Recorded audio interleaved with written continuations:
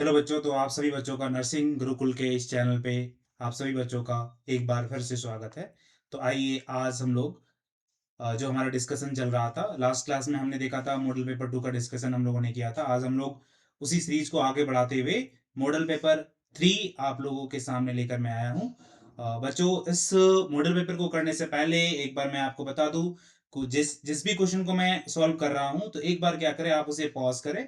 Pause करने के बाद खुद से अटेम्प्ट लें, उसके बाद उसके सॉल्यूशंस को आगे देखो। मैं आपको बता दूं, हमारा जो नर्सिंग गुरुकुल का चैनल है, यहाँ पर आप बीएससी नर्सिंग के एग्जाम की, किसी भी नर्सिंग एग्जाम की तैयारी कर रहे हो, इधर वो किसी भी स्टेट हो, झारखंड, बिहार, यूपी, किसी भी स्टेट की नर्सिंग एग्जाम की अगर आप तैयारी कर रहे हैं, तो ये चैनल आपके लिए काफी यूजफुल प्रूफ होगा अगर आप इस चैनल से लगातार जुड़े हुए रहते हैं। तो आप देख सकते हैं हमारे साथ जो पिछले वर्ष में हमारे साथ जो बच्चे जुड़े हुए आज अच्छे अच्छे नर्सिंग कॉलेज में जाकर अपनी नर्सिंग की पढ़ाई को पूरी कर रहे हैं, और आप भी हमारे साथ जुड़कर अपनी नर्सिंग के प्रिपरेशन को और बूस्टअप कर सकते हैं। इस सीरीज को आगे बढ़ाते हुए चलिए आज हम लोग अपना सवाल करते हैं। पहला सवाल है हमारा, A particle moves in a circle of radius 1 meter with a speed 10 meters per second. Change in velocity after half revolution.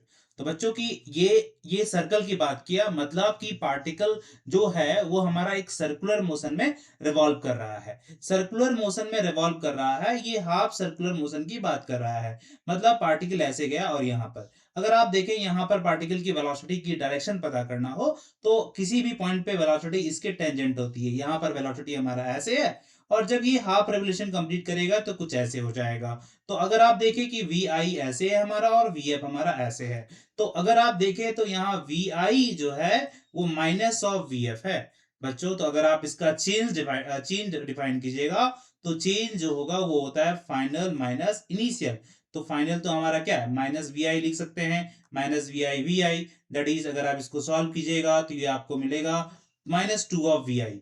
और वी आई मतलब इनिशियल वेलोसिटी। इनिशियल वेलोसिटी आपका यहाँ पर 10 मीटर पर सेकेंड है, तो 2 into 10 it will be A -20। Again बच्चों, -20 minus आपको यहाँ पर डायरेक्शन बताता है, तो आप डायरेक्शन को ना लेकर ओनली मैग्नीट्यूड की अगर बात करें, तो इस अकॉर्डिंग हमारा answer C is a correct answer. इसी प्रकार से अगले क्वेश्चन की ओर बढ़ते हैं बच्चों। मैं इसे एक बार इरेज कर दूं। अगेन बच्चों, आपको किसी प्रकार का कोई भी डाउट आ रहा है, तो आप कमेंट बॉक्स पर अपनी क्वेरी को कमेंट कर सकते हैं, हम उसे डेफिनेटली आपकी क्वेरी को रिजॉल्व कर देंगे। अगला सवाल है बच्चों आपके सामने कि a body of mass m is project vertically upward. ठीक है, at what height its kinetic energy become half of its initial value। तो बच्चों, ये थोड़ा सा कंसेप्चुअल सवाल है। कंसेप्चुअल सवाल क्यों, कि आपको इस सवाल को करने से पहले ये आपको ध्यान में रखना होगा कि किसी भी पार्टिकल की जो टोटल एनर्जी होता है वो कंजर्व होता है। आप किसी भी मोशन की बात कर रहे हो, ठीक है, तो अगर ये हमारा मोशन कर रहा है one dimension, motion under gravity की बात कर रहा है, तो हमारा शुरुआत में इस पार्टिकल का जो टोटल एनर्जी होगा, जब वो पार्टिकल स्टार्ट किया होगा, तो वहां पर पोटेंशियल एनर्जी 0 होगा, और काइनेटिक एनर्जी जो होगा वो हाफ एम वी स्क्वायर होगा। तो हम शुरुआत में काइनेटिक एनर्जी जो है वो हमारा, हम लिखते हैं काइनेटिक एनर्जी हमारा हाफ एम वी स्क्वायर है, और जो पोटेंशियल एनर्जी है शुरुआत में वो 0 है। ठीक है, और अगर आप देखें कि टोटल एनर्जी यहाँ पर क्या हो जाएगा, तो टोटल एनर्जी यहाँ पर हाफ एम वी स्क्वायर होगा। बच्चों, आपको पता होगा कि किसी भी पार्टिकल का जो हाईएस्ट पॉइंट होता है, इस हाईएस्ट पॉइंट पे वेलोसिटी 0 हो जाती है। मतलब हाईएस्ट पॉइंट पे उसकी काइनेटिक एनर्जी 0 हो जाती है, और सारा का सारा जो फॉर्मेट बनता है, मतलब हमारा जो काइनेटिक एनर्जी, जो हमारा टोटल एनर्जी होता है, वो पोटेंशियल एनर्जी में बदल जाता है। मतलब हम ऊपर वाले जो पॉइंट पे है, हम कह सकते हैं कि टोटल एनर्जी जो है वो हमारा एम जी एच के बराबर है, और शुरुआत में टोटल एनर्जी हमारा हाफ एम वी स्क्वायर है। मतलब एम जी एच और एम वी स्क्वायर हमारा बेटा बराबर है। क्यों बराबर है, क्योंकि ये हमारा टोटल एनर्जी है।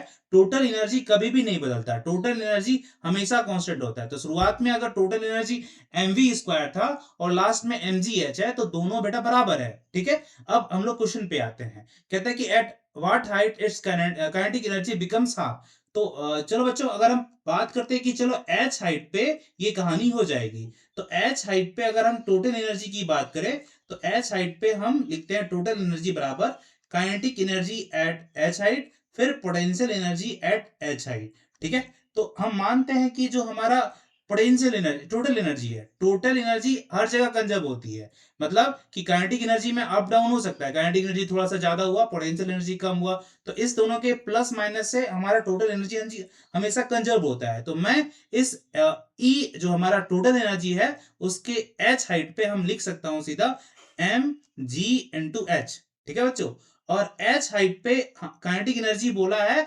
पहले जितना थी उसका आधा हो जाती है। तो पहले हमारा हाफ एम वी स्क्वायर था, तो इस बार क्या हो जाएगा, हम लिख सकते हैं 1/4 into M V square plus plus potential energy at height H. Potential energy at height H क्या लिखेंगे, M G into small H. बेटा आपको ये इक्वेशन अगर समझ में नहीं आया तो अगेन एक बार आप क्वेरी में कमेंट बॉक्स में कमेंट करें, definitely I will raise take your query and I will answer it now. तो इसी को आगे बढ़ाते हुए हम क्या करते हैं, मैं इसे थोड़ा सा इरेज कर देता हूं, थोड़ा सा जगह की कमी हो गई है बच्चों, तो मैं इसे थोड़ा इरेज कर दे रहा हूं।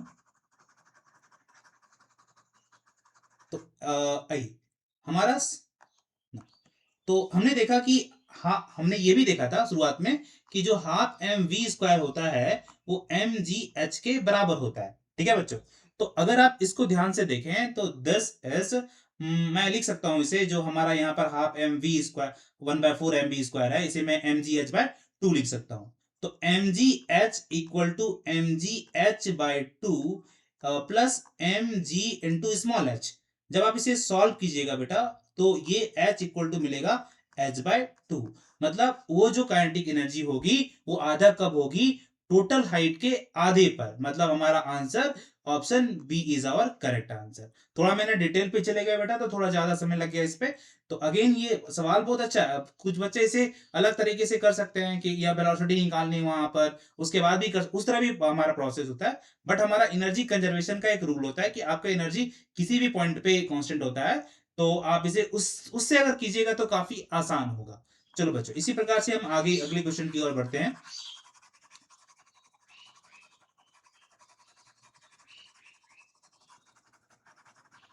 हमारा अगला सवाल है कि if momentum of a body increase by 50% kinetic energy becomes.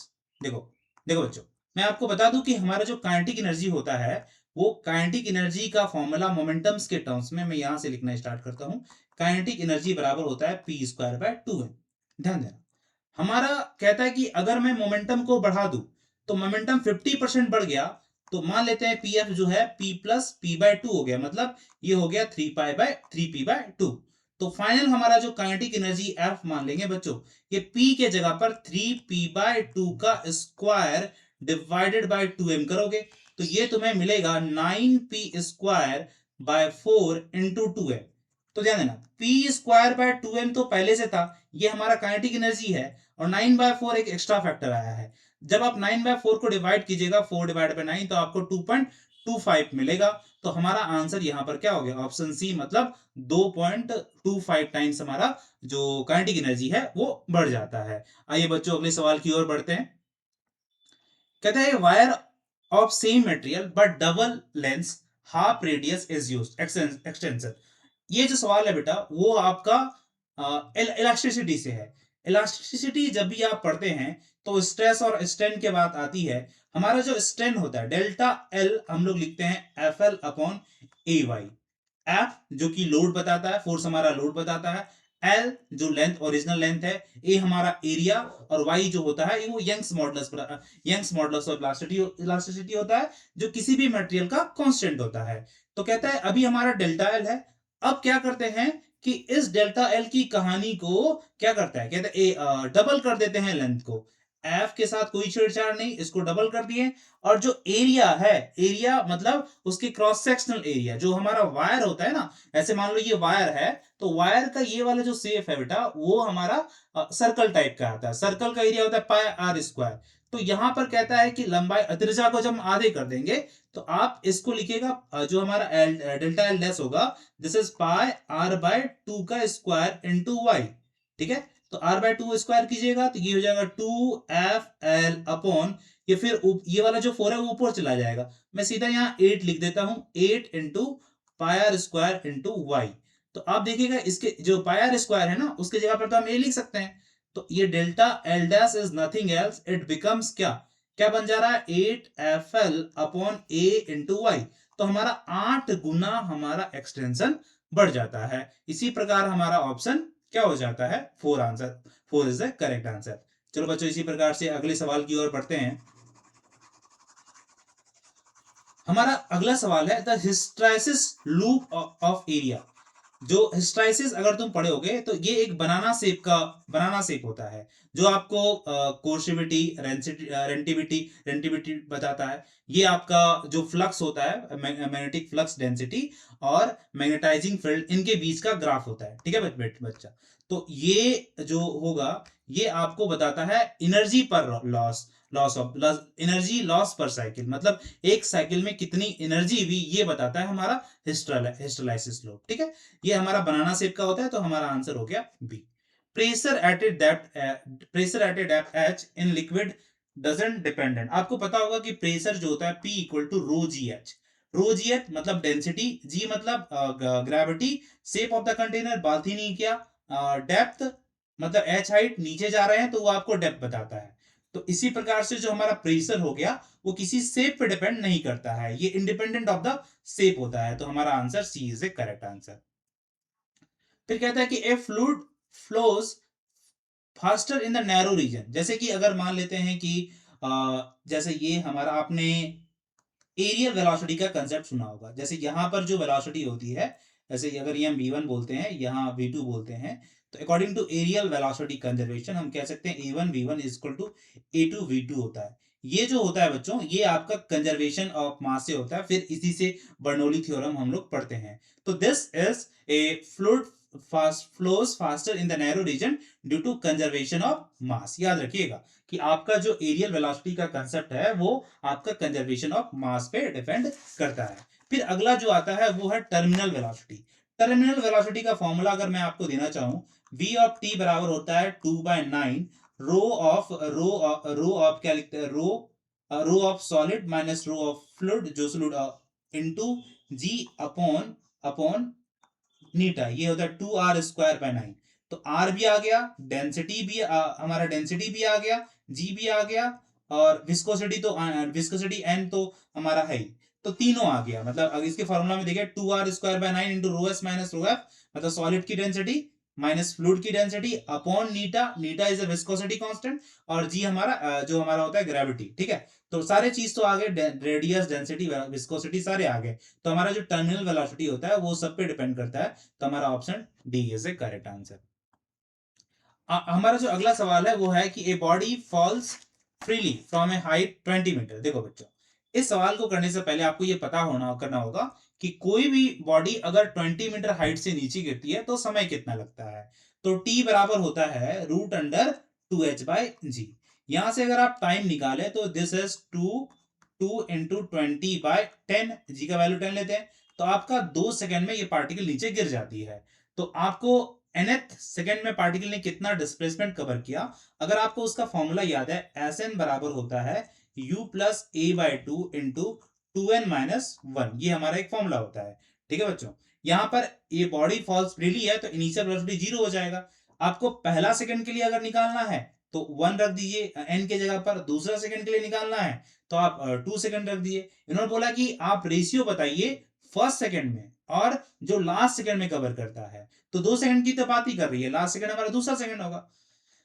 तो हमारा अगर हम फर्स्ट सेकंड की बात करें तो फर्स्ट सेकंड में हो जाएगा 10 डिवाइड बाय 2 इंटू 2 इंटू 1-1। तो फर्स्ट सेकंड में ये 5 मीटर डिस्टेंस कवर करता है। अगर मैं दूसरे वाले की बात करूं कि दूसरे में कितना कवर करता है, तो ये हो जाएगा बच्चों S2 रख दीजिए, 10/2 कितना होता है 5, 2 इंटू 2-1 दैट इज 3, तो S2 हमारा हो गया 15। अब 15 और 5 का रेशियो ले लीजिए। अब लास्ट में बोला है तो लास्ट में वो 15 सेकंड चल रहा है और फर्स्ट में 5 चल रहा है, तो 15 और 5 का रेशियो लोगे बच्चों, तो 15 डिवाइड बाय 5 करोगे तो ये आपका आएगा 3:1। तो हमारा option B is a correct answer. Again बच्चों, आपको किसी भी प्रकार का कोई डाउट आ रहा है तो आप इस चैट बॉक्स में अपनी क्वारी को रेज कर सकते हैं या कमेंट बॉक्स में लिख सकते हैं, और definitely we will take your query और हम उसे रिजॉल्व करने की पूरी कोशिश करें। अगेन बच्चों, मैं आपको ये बताना चाहता हूं कि अगर आपको अपने तैयारी को और बूस्टअप करना चाहते हैं तो आप हमारे नर्सिंग गुरुकुल के ऐप को डाउनलोड करके वहां पर कई सारे प्रीवियस ईयर के पेपर दिए हुए हैं, आप उसे अपनी तैयारी को और बूस्टअप कर सकते हैं। और स्पेशल कोर्स भी हमारे पास है, आप उसे परचेज कर पेड कोर्स लेकर भी अपनी तैयारी को और बूस्टअप कर सकते हैं।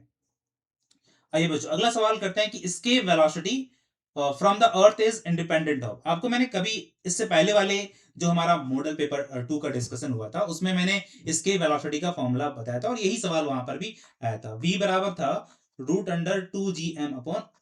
तो इस सवाल ये कितना इंपॉर्टेंस है, ये कई बार आ चुका है नर्सिंग गुरुकुल की एग्जाम पे, इसीलिए आपको ये सवाल करवाया जा रहा है इतना बार। तो अगर आप देखें कि ये मास ऑफ द प्लैनेट होता है, मास ऑफ द बॉडी से कोई मतलब नहीं, ये हमारा रेडियस ऑफ द प्लैनेट जी है, ठीक है। तो ये हमारा मास ऑफ द बॉडी पे डिपेंडेंट नहीं करता है, मास ऑफ बॉडी से इंडिपेंडेंट रहता है। आपको मैंने फर्स्ट जो मॉडल पेपर है उसमें ये बताया था कि कोई भी पार्टिकल अगर सर्कुलर ऑर्बिट में मूव करती है तो उसका जो टोटल एनर्जी होगा उसका नेगेटिव होना जरूरी है। वो नेगेटिव नहीं होगा तो वो फिर सर्कुलर पार्ट में मूव नहीं कर पाएगी। इसी अकॉर्डिंग हम कह सकते हैं कि हमारा जो total mechanical energy of A satellite in a circular orbit is always negative. कभी भी ध्यान रखना है कि कोई भी पार्टिकल अगर सर्कुलर मोशन में मूव कर रही है तो उसका टोटल एनर्जी का नेगेटिव होना जरूरी है। आइए बच्चों इसी प्रकार से आगे बढ़ते हैं। कहता है कि if earth stop rotating weight of the equator. तो आपको जी के बारे में बताते हैं। इक्वेटर में अगर बात करें वेट की तो वेट होता है mg minus M omega square R. अगर हमारा रोटेट करना बंद हो जाए तो ये वाला टर्म जीरो, तो ऑब्वियसली mg जो है वो बड़ा होगा ना mg minus M omega square R से। तो जब जब हमारा वो रोटेट करेगा, अगर वहां पर रोटेट कर रहा होगा तो उसका जो वेट होगा वो कम हो जाएगा। बट अगेन अगर रोटेट नहीं करेगा, स्टॉप रोटेटिंग, तो उसका जो वेट होगा वो ज्यादा हो जाएगा। मतलब क्या कि किसी भी इंसान को घूरते समय वेट मापा जाए तो उसका जो वेट होगा वो कम होगा इन कंपैरिजन टू उसको रेस्ट में, ठीक है। तो वेट हमारा क्या होगा, हम जब रेस्ट में है तो हमारा वेट बढ़ जाएगा, इंक्रीज होगा, ठीक है। अगले सवाल की ओर बढ़ते हैं। तो अगला सवाल हमारा कहता है कि टू बल्ब्स इतना इतना है, उसका पावर है 100 वाट और 220 वोल्ट पे इसको लगाया गया है। 60 वाट पावर है और 220 वोल्ट पे ये बैटरी से कनेक्टेड है। विच ग्लो बैटर, जिसका पावर ज्यादा वो ज्यादा ग्लो करेगा। या फिर आप ऐसे भी बता सकते हैं P equal to R equal to V²/P। Resistance जिसका ज्यादा होगा वो कम ग्लो करेगा। तो पहले वाले में अगर आप देखें तो उसमें रेसिस्टेंस 484 के आसपास आएगा और दूसरे में कम ज्यादा आएगा। इसे सर कैसे निकालिएगा, R इक्वल टू V²/P से आप दोनों का रेसिस्टेंस निकालिए। जिसका रेसिस्टेंस ज्यादा होगा वो कम ग्लो करेगा। हमारे पहले वाले का रेसिस्टेंस कम है तो इसलिए ये ज्यादा ग्लो करेगा। आंसर ए आएगा। देखो power loss in transmission line जो होता है ना वो लो करंट पे भी डिपेंड करता है। हाई वोल्टेज से भी आप उसको कम कर सकते हैं पावर लो, और थिक वायर होने से क्या होगा, रेजिस्टेंस कम हो जाएगा, जिसके कारण रेजिस्टेंस का कम होने से करंट ज्यादा हो जाएगा। तो इस तरह के मतलब जो रेजिस्टेंस है वो वोल्टेज और करंट से रिलेटेड है, इसीलिए हमारा थिक वायर भी power loss in transmission lines में मिनिमाइज किया जा सकता है। तो आंसर हमारा होगा इसका ऑल ऑफ दिस। कहता है कि average power in the pure capacitive circuit. अगर पावर का आपको फॉर्मूला पता होता है तो P बराबर होता है VRMS इंटू IRMS और होता है cos pi. cos pi is a power factor. Power factor क्या होता है कि I और V कितनी I और V के बीच का फेज एंगल। तो बच्चों आपको पता होगा कि कैपेसिटिव सर्किट में करंट जो होता है वोल्टेज से लीड करता है, मतलब लीड करता है बाय π/2। तो जब आप इसमें cos फाई को π/2 रखिएगा तो आपको पावर मिलेगा 0, ठीक है। तो कैपेसिटिव सर्किट का पावर जो होता है वो 0 होता है। फिर आता है कि magnetic field at the centre of a circular coil increase if B बराबर, आपको पता होगा एक फॉर्मूला होता है B equal to U0I/2R। Centre पे मैग्नेटिक फील्ड का फॉर्मूला अगर आप इसमें दे सकते हैं कि रेडियस इंक्रीज करेंगे तो बी डिक्रीज करेगा। हमें इंक्रीज करवाना है तो मुझे करंट को इंक्रीज करना होगा। करंट हमारा आंसर होगा। कहता है कि fringe width in Young's double slit experiment becomes half. आपको फ्रिंज विच का फॉर्मूला बीटा बराबर हम बोलते हैं लेमडा डी ओवर डी। देखो डी इसमें क्या है तो स्क्रीन डिस्टेंस है, ठीक है, और स्लिट डिस्टेंस को स्मॉल डी से रिप्रेजेंट किया गया है। वेवलेंथ हमारा लेमडा को वेवलेंथ से है। तो अगर आप वेवलेंथ को हाफ कीजिएगा तो आधा होगा, स्लिट डिस्टेंस डी को इसको दोगुना कीजिएगा तो आधा होगा, इसको फिर इसको फिर हाफ, सॉरी इसको दोगुना कीजिएगा तो आधा होगा, इसको हाफ कर दीजिएगा तो ऊपर भी आधा होगा। मतलब इन तीनों में से कोई भी ऑप्शन सही है, तो हम जाएंगे ऑप्शन सी के साथ। ठीक है बच्चों। फिर अगला है कि फोटो इलेक्ट्रिक इफेक्ट क्या प्रूव करता है। तो फोटो इलेक्ट्रिक इफेक्ट आइंस्टीन ने दिया था, और ये हमारा जो है पार्टिकल नेचर ऑफ लाइट को बताता है।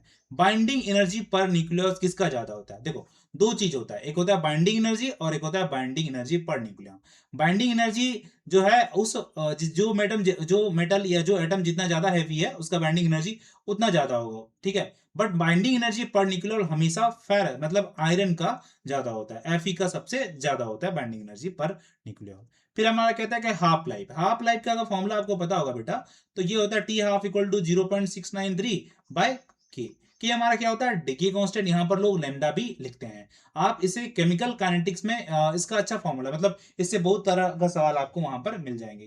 केमिकल का फर्स्ट ऑर्डर रिएक्शन जब आप पढ़ते हैं वहां पर भी ये आता है। तो के जो है वो क्या है हमारा नेचर ऑफ द न्यूक्लियस, अगर जैसा नेचर होगा ना वो डीके कांस्टेंट बताएगा। फिर आता है कि प्लैंक कांस्टेंट। ध्यान रखना कि प्लैंक कांस्टेंट जो होता है ना एंगुलर मोमेंटम का डायमेंशन के बराबर होता है। ठीक है। तो आप इसे बोलते हैं एम वी आर। तो एम वी आर, ठीक है, एच बराबर एम वी आर लिखते हैं। सर ये आया कैसे, तो बेटा ये थोड़ा सा डिटेल में जाने की जरूरत है, बट इस क्लास के लिए ये चूंकि मॉडल पेपर का डिस्कशन कर रहे हैं, मेरे पास थोड़ा समय की पाबंदी होने के कारण मैं बस इतना ही बता रहा हूं आपको कि एच जो होता है ना हमारा प्लैंक कांस्टेंट, वो हमारा एंगुलर मोमेंटम के डायमेंशन के बराबर होता है। ठीक है। तो आप इसको सॉल्व कीजिएगा तो मिलेगा एम एल स्क्वायर और टी माइनस वन। तो हमारा इस प्रकार से option A is the correct answer. आपने पढ़ा होगा कि किसी चाहे वो कॉन्वेक्स लेंस हो चाहे वो कनकेव मिरर हो, दोनों में अगर आप ऑब्जेक्ट को पी और एफ के बीच रखते हैं तब हमारा इमेज जो होता है वो क्या बनता है, वर्चुअल बनता है। ठीक है। तो पी और एफ का मतलब होता है लेंस लेंस। ठीक है। तो at between F and lens is the correct answer. देखो क्रिटिकल एंगल होता है साइन सी बराबर होता है 1/न्यू। ठीक है। न्यू पे डिपेंड करता है। ठीक है। तो हमें कहता है कि critical angle depend on the, किस पे डिपेंड करता है, तो आप इसे लिख सकते हैं ये रिफ्रैक्टिव रिफ्रैक्टिव इंडेक्स पे डिपेंड करता है। ठीक है। Critical angle depend on the refractive index. फिर आगे बढ़ते हैं कि speed of light is decreases because, देखो हमारा न्यू बराबर होता है, आपने पढ़ा होगा कि न्यू, हाँ देखो इसमें फ्रीक्वेंसी वेवलेंथ रिफ्रैक्टिवनेस सब दिया हुआ है। तो आप अगर न्यू बराबर देखें कि सी बाय वी होता है। ठीक है। सी बाय वी, और सी बाय वी मतलब वी बराबर होता है न्यू इंटू लेमडा। तो अगर वी बराबर होता है वी, अगर हमारा स्पीड ऑफ लाइट डिक्रीज करता है, स्पीड ऑफ लाइट डिक्रीज करेगा तो रिफ्रैक्टिव इंडेक्स को इंक्रीज करना होगा। ठीक है। न्यू बराबर होता है सी बाय वी, से आप इसे पता कर सकते हैं, ये डिक्रीज करेगा तो ये इसको इंक्रीज करना होगा। तो ऑब्वियसली हमारा आंसर सी होगा। नैंड गेट, नैंड गेट एक ऐसा गेट होता है जिससे आप सारा गेट को बना सकते हैं, ये आपको ध्यान रखने की बात है। सेमी कंडक्टर में आप इसको देखते हैं, it can form all gates. Transformer doesn't work on the DC because, ये जो होता है ना ट्रांसफार्मर जो है डीसी पे काम नहीं करता है, क्योंकि फ्लक्स का चेंज नहीं होगा डीसी में कांस्टेंट करंट आते रहता है, और फ्लक्स का चेंज नहीं होगा तो ईएमएफ इंड्यूस नहीं होगा, इसीलिए हमारा no change in magnetic flux, इसलिए हमारा ट्रांसफार्मर डीसी का काम नहीं करता है। Heat required to change, state को चेंज करने के लिए आपको लेटेंट हीट की जरूरत होती है, और लेटेंट हीट का फॉर्मूला होता है Q equal to M into N. Zero law of thermodynamics जो होता है वो थर्मल इक्विलिब्रियम को बताता है। मतलब एक बॉडी है, एक बॉडी को दूसरे बॉडी से कनेक्ट किए, इनका टेम्परेचर बी को सी के साथ कनेक्ट किए, तो बी और सी भी अगर थर्मल इक्विलिब्रियम में है तो ए और सी भी हमारा थर्मल इक्विलिब्रियम में होता है। ये हमारा जीरो लॉ ऑफ थर्मोडायनेमिक्स बताता है। कहता है if frequency of wave is double then the wavelength, आपको पता होगा वी बराबर होता है न्यू इंटू लेमडा। ठीक है। अगर आप इसको डबल कर देते हैं तो एक अगर बढ़ता है तो दूसरा घटेगा। ठीक है। और घटेगा कितना, जितना से उसको बढ़ाया गया है उतने ही से ये घट जाएगा, मतलब यहां से लेमडा जो है बी बाय टू न्यू आ जाएगा, मतलब आधा सा वो घट जाएगा। सॉरी। फिर अगला सवाल है कि a body moves with a constant speed has an acceleration, क्या, अगर ये कांस्टेंट मूव से स्पीड से मूव करता है, अगर उसके पास एक्सेलरेशन है, देखो कोई भी पार्टिकल अगर कांस्टेंट स्पीड से मूव करता है तो उसका acceleration zero, unless and until उसके साथ डायरेक्शन हो। आपने एक यूनिफॉर्म सर्कुलर मोशन में देखा होगा उस पार्टिकल का एक्सेलरेशन होता है, क्यों, क्योंकि वो लगातार उसका जो हमारा डायरेक्शन होता है ना वो चेंज कर रहा होता है। तो डायरेक्शन अगर चेंज कर रहा है तब हम कहेंगे कि उसका कांस्टेंट स्पीड होने के बावजूद उसका एक्सेलरेशन होता है। तो आंसर इसके अकॉर्डिंग हमारा सी इज ए करेक्ट आंसर। तो उम्मीद है बच्चों आप सभी बच्चों को हमारा ये सेशन मॉडल पेपर 3 का डिस्कशन अच्छा लगा होगा। अगर अगर आपको इसी प्रकार के और भी सेशन चाहिए तो प्लीज एक छोटा सा मोटिवेशन हम टीचर्स के लिए आप इस चैनल को सब्सक्राइब कर लें और अच्छे से अच्छे प्रिपेयर करें, अच्छे से अच्छे तरीके से प्रिपेयर करें और जो कुछ भी हमारी टीम से बनेगी डेफिनेटली हम करेंगे। अगेन मैं आपको बता दूं कि हम किसी भी, चाहे आप किसी भी स्टेट नर्सिंग एग्जाम की तैयारी कर रहे हैं, आप हमारे ऐप पे आकर पैड कोर्स भी कर सकते हैं और कुछ मॉडल पेपर वहां पर कुछ फ्री मॉडल पेपर भी बनाया गया है आप सभी बच्चों के लिए, तो उसे आप डाउनलोड कर कर अपनी तैयारी कहाँ चल रही है, कैसे चल रही है, ये जानकारी प्राप्त कर सकते हैं। मिलते हैं बच्चों नेक्स्ट क्लास में, तब तक के लिए बाय।